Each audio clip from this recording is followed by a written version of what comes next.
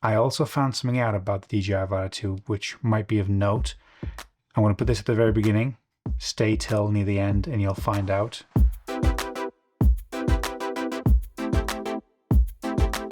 Alright guys, today we have something kind of controversial, I think. So I found a Facebook post with a 360 protective guard, you might call it, for the DJI Avata 2. Under that post, there was pictures of it. I thought it looked awesome, cool. A lot of negativity in the comments, like why would you do that? Why are you adding weight to your DJI Avata 2? Why are you coating it in cheap plastic? All this stuff. And I agreed. But also, I was curious, and I also thought it looked pretty good. So let me show you this.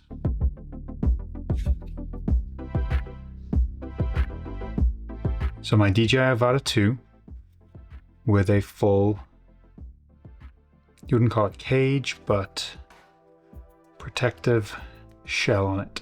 My initial thoughts were that looks pretty cool. And then also I messaged the guy and said, you know, I think it looks good even though there's a lot of negativity in there. Where'd you get it from? How much was it? All this stuff. And it was from Alibaba.com. The link will be in the description. No affiliate stuff, just link down there. And the main thing is, it was like in dollars, $12, $13. In pounds, about 11 pounds.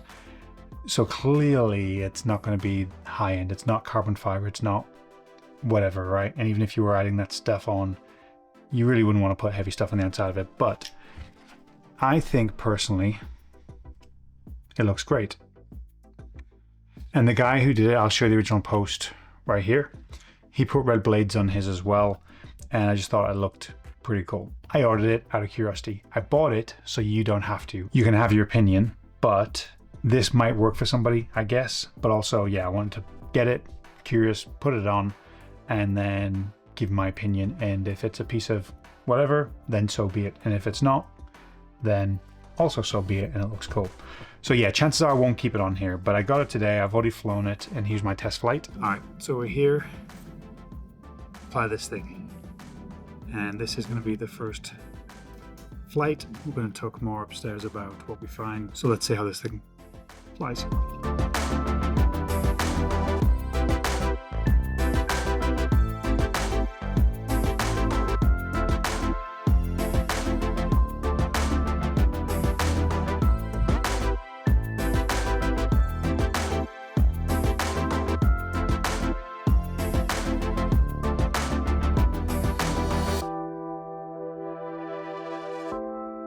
All right, first flight, and I found something out that I didn't know about the Avata, about a recent update, and we're going to talk about it upstairs. So for now, that's been the DJI Avata with this 360 protection on. Let's go talk. And it didn't affect the flight whatsoever. Is it adding extra protection? That's probably the main thing. And also, is it going to affect the performance? And the answer is no and no, most likely. So is it adding any extra protection? It very well could be. I don't intend in smashing this into the ground just to test it out. They do give you extra skid plate in the bottom, extra front guard and rear guard. Fine. You know it's going to give way if it hits something at any high speed. But would you rather have it than not? Maybe. So when I flew it, I put it into manual mode, put it into sport mode, put it into normal mode, and it did not affect the flight characteristics whatsoever. It was very easy to put together, but also it gets put together with zip ties. There's a lot of screws, not a lot of screws, there's a bunch of screws in here, fine, but the bottom part is secured by 1, 2, 3, 6, 12 zip ties. And not ideal. Now it doesn't affect any of the sensors. They've obviously thought about where they put certain things so you can still access every single port that you need to without being affected, and also left probably gaps, certain gaps in the top here to make sure that you're not getting your GPS affected. It did take a little hot second to get my GPS, so it might be interfering somehow, but I did get the satellites and everything that I needed. I know it's controversial. I know a lot of people are going to have their opinions, and by all means, I want them opinions. I want to know what people think. Chances are most everything's going to be negative, and I don't blame you. Chances are I'm not going to be keeping this on my drone, but I want to know what people's thoughts are. Do you like the way it looks? Would you do it yourself? Is it a waste of $12? Is anything a waste of $12 when it comes to adding something to your drone? Maybe. But it's certainly going to do something if you crash. Just how much is a big question. So for me personally, I might fly around with this a little bit and then put on my little bumpers. Probably just go with that. I've had for quite a while, a plate on the back so I can put on a GoPro style camera. In this case, it's the Insta360 Go 3S. So I've had a mount on the back, and that's actually saved me a couple of times when I have ditched my drone and it came into contact with something. Having something on the back of it, I think helped, because that gets scuffed up instead of your drone. But there we go. Again, be respectful in the comments, but I'm sure you're gonna have your opinions. I wanna post this to the original page that I found this. I'm curious to see what that Facebook group thinks of this. They've already left a lot of comments on the pictures that the guy posted, but there you go. So it's called, actually I don't even know what it's called, but it's on Alibaba. It's called, this is the company name. It took me, I couldn't find it without the original person telling me where to get it. So I'll send that, I'll put, like I said, in the description. Okay, and I almost forgot. I'm editing this video thinking I forgot to tell you what the hook was. I found this out today.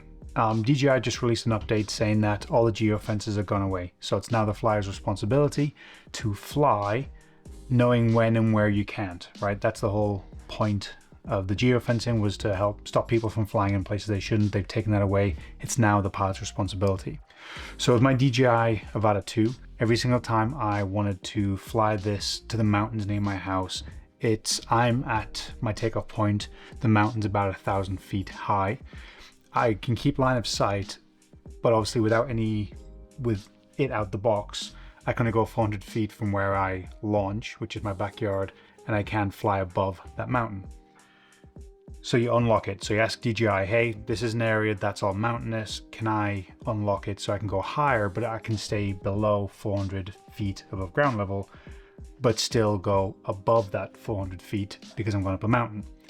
And they say yes, right? And I approve it for a whole year, and good. But DJI Avata 2, every single time I had to use that, I've got to upload it on my Air 3. It's just there. It's on, it's saved. I imported it once. It's good for a year because that's the time I designated it for. Don't have to do anything else with it. With the DJI Avata 2, I have to plug in to my phone, to my goggles every single time to import that unlock so I can fly to the mountain. Now with that update, I asked Billy Kyle, he's a go-to of mine for anything drone related, any news or any reviews, because he gets all the drones before release, reviews them.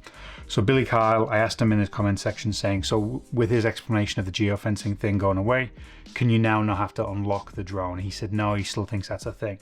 So I took this tonight and I was testing it with, this whole scenario, and I didn't do anything with the drone, turned it on, flew around a little bit, sent it to the mountain, and it went above that 400 foot, actually goes about 500 feet ceiling, and let me keep going all the way to the top of the mountain and then above the mountain. So one of two things has happened there. And in the comment section, you can absolutely explain it. Either one, you just don't have to go in every single time and transfer that import so that it's just always on the device like it is on the Air 3. If that's the case, I'm happy with that. Or they've unlocked it so that you can go above 400, 500 feet and not have to get that request done because of the geofencing thing. So it's one of two things. If you know for sure, then put it in the comments below. But the good news is I didn't have to mess around with that. I was just able to fly. And if it's a geofence thing, it means obviously, again, you got to be responsible for it. I'm never going above 400 feet above ground level. But as a mountain does that, of course, you can follow the contour of the mountain, be above 400 feet, but stay below 400 feet above ground level. Complex, I know. So yeah, either way, that's fantastic. And if it is just you have to unlock it, I'm fine with that. I do it every New Year's, and I do it for the whole year, and that way I just know every new year I have to renew it. But if I don't have to do that every single time with this device, with this drone, so really the only other way I can test this at this point is to take this DJI Avata 2, take it to a place that is not unlocked, which I've got a pretty big area around where I live because it's all mountainous. I've got that whole area locked off, so I've got to go to a place that's not that is also mountainous, so then I can basically see if I can go above 400 or 500 feet, but stay close to the mountain and the terrain, and then I'll know. So I don't know yet, but if anyone knows, again, comments below. That's something I didn't know. That's something that Billy Kyle had one opinion on, and it seems like it may or may not be correct or not. we'll soon find out. So as more information comes out, I might do a follow-up on this if anyone's interested.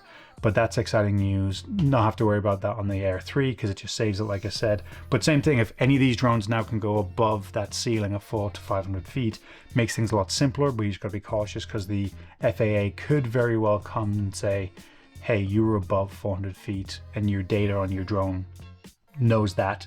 And I don't know if it tells them, but they could certainly inspect it and find that you did break that ceiling, and you don't want to do that. So just be cautious one way or the other.